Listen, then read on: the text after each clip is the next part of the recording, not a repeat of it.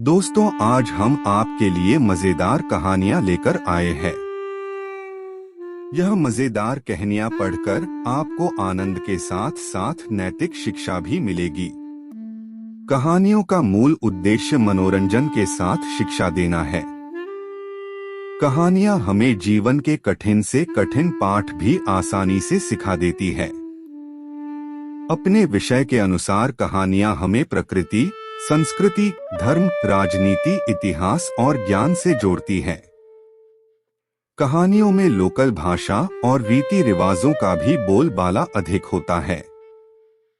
आज की कहानियां मनोरंजन से भरी हुई है, इसलिए इन्हें मजेदार कहानियां भी कहा जाता है। मजेदार कहानियां को आपने अपने दादा, दादी और नाना, नानी से जरूर सुना होगा। एकता की शक्ति। एक बार की बात है, गांव में एक बुजुर्ग किसान रहा करता था, जिसके 4 लड़के थे।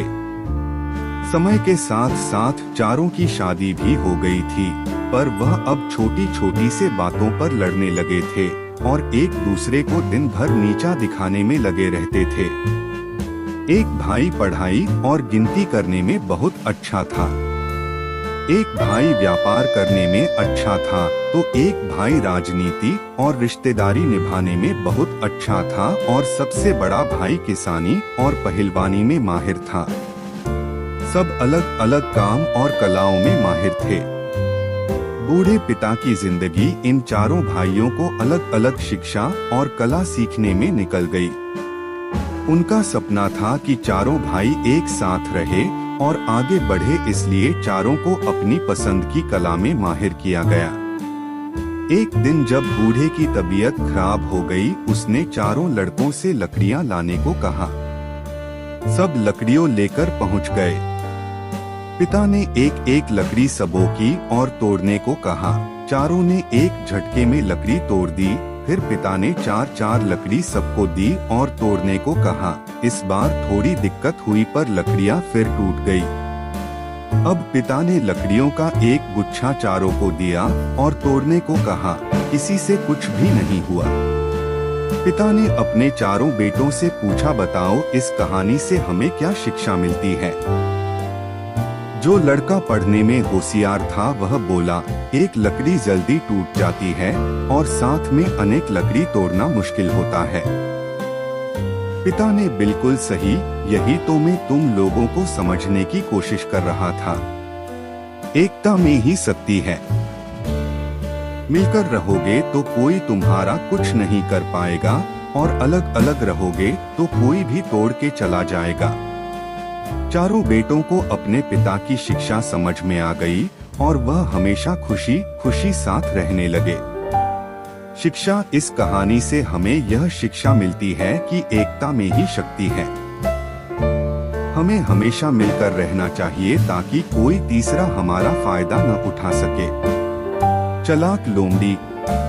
एक बार एक लोमड़ी को बहुत भूख लगी थी।